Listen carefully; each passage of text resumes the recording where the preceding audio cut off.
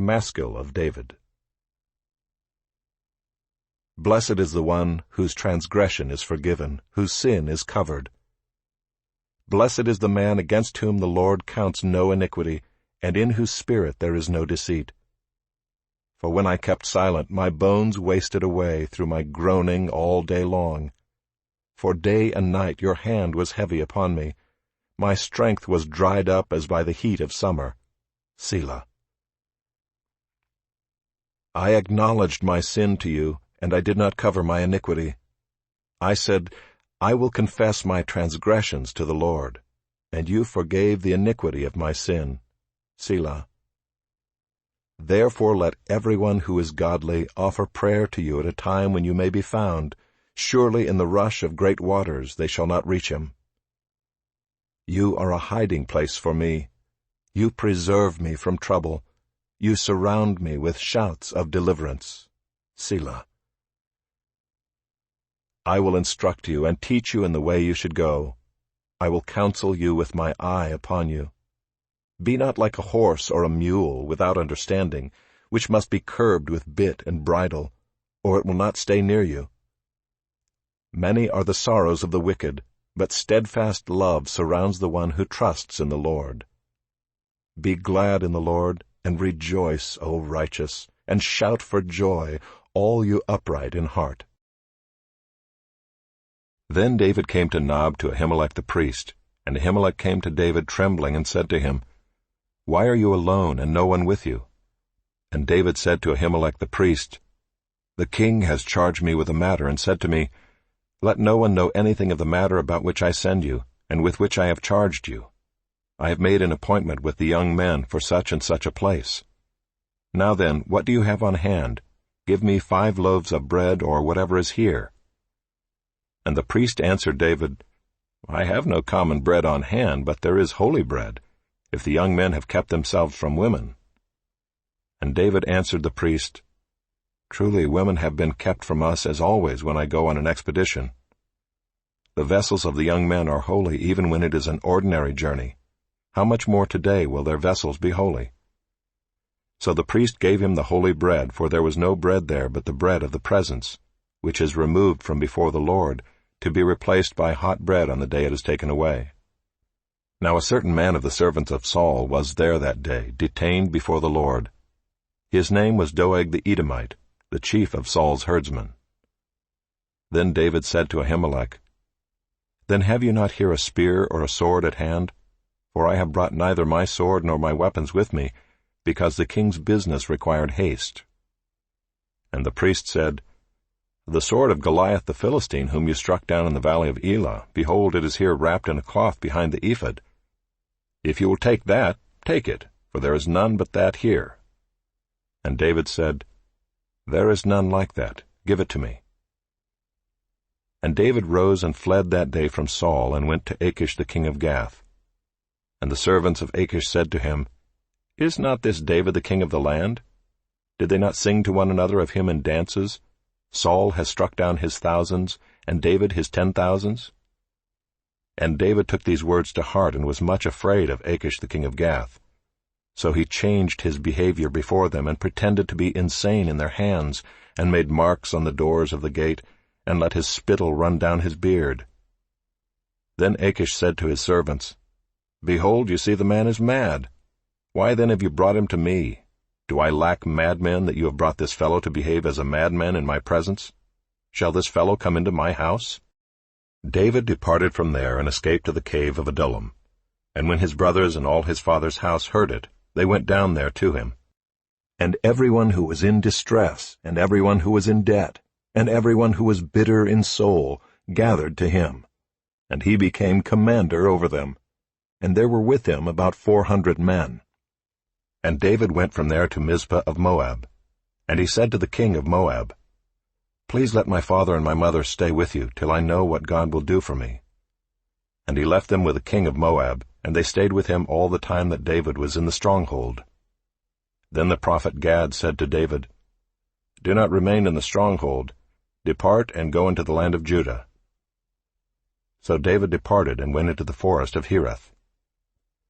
Now Saul heard that David was discovered, and the men who were with him, Saul was sitting at Gibeah under the tamarisk tree on the height, with his spear in his hand, and all his servants were standing about him. And Saul said to his servants who stood about him, "Hear now, people of Benjamin. Will the son of Jesse give every one of you fields and vineyards?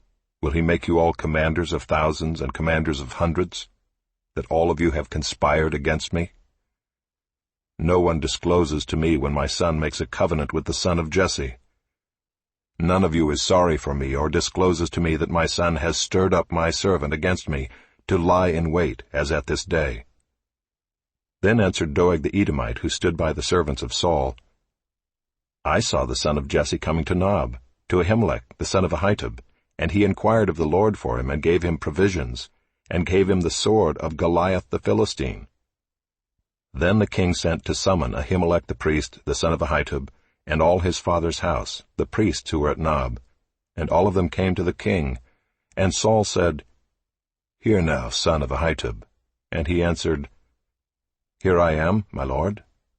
And Saul said to him, "Why have you conspired against me, you and the son of Jesse, in that you have given him bread and a sword, and have inquired of God for him, so that he has risen against me to lie in wait, as at this day?" Then Ahimelech answered the king, "And who among all your servants is so faithful as David, who is the king's son-in-law and captain over your bodyguard, and honored in your house? Is today the first time that I have inquired of God for him? No. Let not the king impute anything to his servant or to all the house of my father, for your servant has known nothing of all this, much or little." And the king said, "You shall surely die, Ahimelech, you and all your father's house." And the king said to the guard who stood about him, "Turn and kill the priests of the Lord, because their hand also is with David, and they knew that he fled and did not disclose it to me." But the servants of the king would not put out their hand to strike the priests of the Lord. Then the king said to Doeg, "You turn and strike the priests." And Doeg the Edomite turned and struck down the priests, and he killed on that day 85 persons who wore the linen ephod. And Nob, the city of the priests, he put to the sword, both man and woman, child and infant, ox, donkey, and sheep, he put to the sword. But one of the sons of Ahimelech, the son of Ahitub, named Abiathar, escaped and fled after David. And Abiathar told David that Saul had killed the priests of the Lord. And David said to Abiathar, "I knew on that day when Doeg the Edomite was there, that he would surely tell Saul, 'I have occasioned the death of all the persons of your father's house. Stay with me, do not be afraid, for he who seeks my life seeks your life. With me you shall be in safe keeping.'" King Nebuchadnezzar, to all peoples, nations, and languages that dwell in all the earth: Peace be multiplied to you. It has seemed good to me to show the signs and wonders that the Most High God has done for me. How great are his signs, how mighty his wonders! His kingdom is an everlasting kingdom, and his dominion endures from generation to generation. I, Nebuchadnezzar, was at ease in my house and prospering in my palace. I saw a dream that made me afraid. As I lay in bed, the fancies and the visions of my head alarmed me. So I made a decree that all the wise men of Babylon should be brought before me, that they might make known to me the interpretation of the dream. Then the magicians, the enchanters, the Chaldeans, and the astrologers came in, and I told them the dream, but they could not make known to me its interpretation. At last Daniel came in before me, he who was named Belteshazzar, after the name of my God, and in whom is the spirit of the holy gods. And I told him the dream, saying, O Belteshazzar, chief of the magicians, because I know that the spirit of the holy gods is in you, and that no mystery is too difficult for you, tell me the visions of my dream that I saw and their interpretation. The visions of my head as I lay in bed were these. I saw, and behold, a tree in the midst of the earth, and its height was great. The tree grew and became strong, and its top reached to heaven, and it was visible to the end of the whole earth. Its leaves were beautiful and its fruit abundant, and in it was food for all. The beasts of the field found shade under it, and the birds of the heavens lived in its branches. and all flesh was fed from it. I saw in the visions of my head as I lay in bed, and behold, a watcher, a holy one, came down from heaven. He proclaimed aloud and said thus, Chop down the tree and lop off its branches, strip off its leaves and scatter its fruit. Let the beasts flee from under it and the birds from its branches. But leave the stump of its roots in the earth, bound with a band of iron and bronze, amid the tender grass of the field. Let him be wet with the dew of heaven. Let his portion be with the beasts in the grass of the earth. Let his mind be changed from a man's, and let a beast's mind be given to him. And let 7 periods of time pass over him. The sentence is by the decree of the watchers, the decision by the word of the holy ones, to the end that the living may know that the Most High rules the kingdom of men, and gives it to whom he will, and sets over it the lowliest of men. This dream I, King Nebuchadnezzar, saw, and you, O Belteshazzar, tell me the interpretation, because all the wise men of my kingdom are not able to make known to me the interpretation, but you are able, for the spirit of the holy gods is in you. Then Daniel, whose name was Belteshazzar, was dismayed for a while, and his thoughts alarmed him. The king answered and said, Belteshazzar, let not the dream or the interpretation alarm you. Belteshazzar answered and said, My lord, may the dream be for those who hate you, and its interpretation for your enemies. The tree you saw, which grew and became strong, so that its top reached to heaven, and it was visible to the end of the whole earth, whose leaves were beautiful, and its fruit abundant, and in which was food for all, under which beasts of the field found shade, and in whose branches the birds of the heavens lived. It is you, O king, who have grown and become strong. Your greatness has grown and reaches to heaven, and your dominion to the ends of the earth. And because the king saw a watcher, a holy one, coming down from heaven and saying, Chop down the tree and destroy it, but leave the stump of its roots in the earth, bound with a band of iron and bronze, in the tender grass of the field, and let him be wet with the dew of heaven, and let his portion be with the beasts of the field, till 7 periods of time pass over him. This is the interpretation, O king. It is a decree of the Most High, which has come upon my lord the king, that you shall be driven from among men, and your dwelling shall be with the beasts of the field. You shall be made to eat grass like an ox, and you shall be wet with the dew of heaven, and 7 periods of time shall pass over you, till you know that the Most High rules the kingdom of men, and gives it to whom he will. And as it was commanded to leave the stump of the roots of the tree, your kingdom shall be confirmed for you from the time that you know that heaven rules. Therefore, O king, let my counsel be acceptable to you. Break off your sins by practicing righteousness, and your iniquities by showing mercy to the oppressed, that there may perhaps be a lengthening of your prosperity. All this came upon King Nebuchadnezzar. At the end of 12 months he was walking on the roof of the royal palace of Babylon. And the king answered and said, Is not this great Babylon, which I have built by my mighty power, as a royal residence, and for the glory of my majesty? While the words were still in the king's mouth, there fell a voice from heaven. O King Nebuchadnezzar, to you it is spoken. The kingdom has departed from you, and you shall be driven from among men, and your dwelling shall be with the beasts of the field. And you shall be made to eat grass like an ox, and 7 periods of time shall pass over you, until you know that the Most High rules the kingdom of men, and gives it to whom he will. Immediately the word was fulfilled against Nebuchadnezzar. He was driven from among men, and ate grass like an ox, and his body was wet with the dew of heaven, till his hair grew as long as eagle's feathers, and his nails were like birds' claws. At the end of the days I, Nebuchadnezzar, lifted my eyes to heaven, and my reason returned to me. And I blessed the Most High, and praised and honored him who lives forever. For his dominion is an everlasting dominion, and his kingdom endures from generation to generation. All the inhabitants of the earth are accounted as nothing, and he does according to his will among the host of heaven, and among the inhabitants of the earth, and none can stay his hand or say to him, What have you done? At the same time my reason returned to me, and for the glory of my kingdom my majesty and splendor returned to me. My counselors and my lord sought me, and I was established in my kingdom, and still more greatness was added to me. Now I, Nebuchadnezzar, praise and extol and honor the King of heaven, for all his works are right and his ways are just, and those who walk in pride he is able to humble.